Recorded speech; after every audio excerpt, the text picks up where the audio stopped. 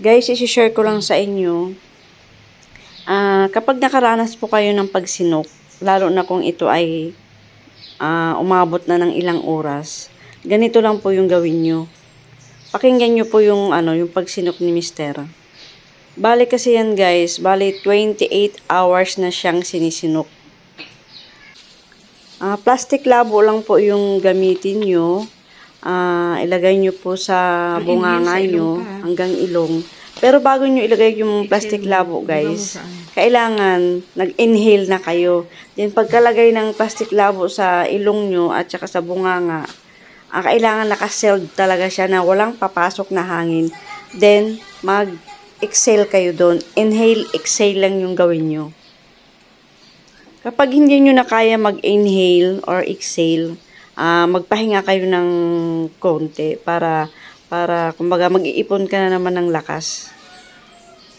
Ayan, tingnan nyo. Sinisinok pa din po siya. Ayan. So, bali hindi po kasi siya normal. So, yung plan na namin ni Mr. kapag umabot na talaga siya ng 3 days at hindi talaga siya na agapan. So, pupunta na kami ng doktor. Ayun, yan lang po yung ginawa niya. Ayan. Yung pagsinok niya kasi guys, pagising niya sa umaga, siguro mga 5 a.m. Ayun, sinisinok na siya. Then, ayun, hanggang kinagabihan, sinisinok pa rin siya. Yun, hindi talaga pinainom na namin siya ng tubig. Hindi talaga siya nawawala. Then, yung kumbaga gusto niyang matulog sa gabi, hindi siya makakatulog dahil nga sa pagsinok niya. So, yun, ginawa namin. Yan yung ginawa namin sa kanya. Then, nawala siya guys, siguro mga 2:30 ng madaling araw. Ginawa namin yan. Then, nawala siya mga 5 a.m. Then, nung nawala na siya ng 5 a.m. Then, bumalik na naman siya ng 8 a.m. Kumbaga, hindi talaga siya normal. Ayun, hanggang 11 a.m. yung pag-inhale, exhale niya. Hanggat hindi siya nawawala, guys, wag nyo lang, tuloy-tuloy pa rin yung yung sa plastic labo, pag-inhale or exhale. Ganun lang lagi yung gawin nyo. Ayan guys, pakinggan nyo. Sobrang lakas ng pagsinok niya. Yung pagsinok guys, wag po nating baliwalain yan. Kailangan, sa bahay pa lang, mag-home remedy na tayo.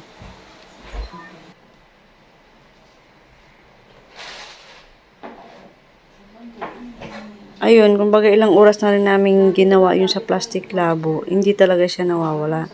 So, ginawa ko na naman, kumuha ko ng tubig, tsaka straw. Then, pinainom ko sa kanya na tatakpan niya yung dalawang tenga niya. Ito guys, pwede rin itong gawin. Kumbaga ginawa na namin lahat para mawala lang talaga yung pagsinok niya. Ayun, kung nakikita niyo, tinakpan niya yung tenga niya. Then, straw yung gamit ng pag-inom niya ng tubig. Hanggang sa umaubos niya. Kailangan walang hingahan yan guys. Dire-diretso mong inumin yung tubig.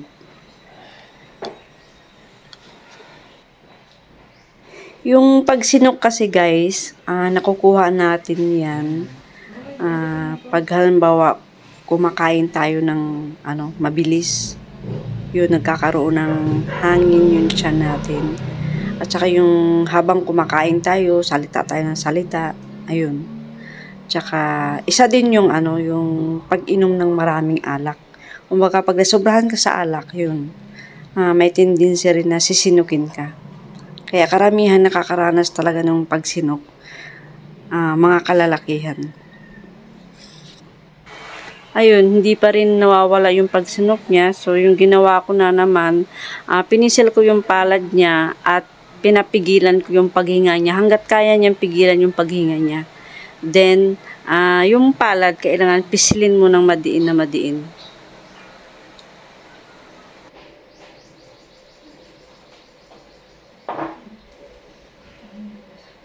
Ayun guys, hindi pa rin talaga nawala yung pagsinok niya. Kaya ginawa ko, nilagyan ko ng efficacent oil yung liquid niya at minasahe-masahe ko.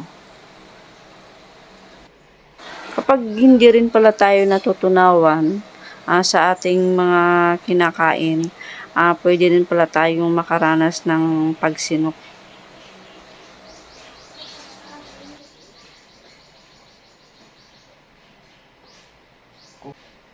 Ayan, hindi pa rin talaga nawawala yung pagsinok niya. Kaya tinatanong ko siya kung ano, masakit ba yung dibdib niya or kung ano, pupunta na kami ng doktor.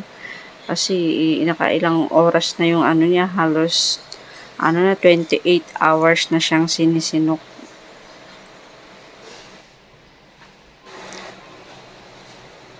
Ayan guys, tuloy-tuloy pa din yung pag-inhale exhale ni Mr. sa plastic labo. Hanggang sa hindi nawawala, tuloy-tuloy lang.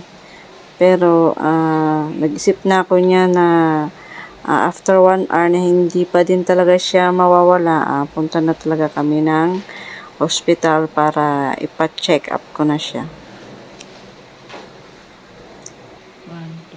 Ayun guys, kung nakikita nyo, sinisinok pa din siya. Kumbaga nakailang oras na din siya kaka-inhale exhale sa plastic labo. Pero hindi pa rin siya sumuko sa pag-inhale exhale para lang talaga mawala at ayaw din niyang dalhin siya sa hospital. Ayan.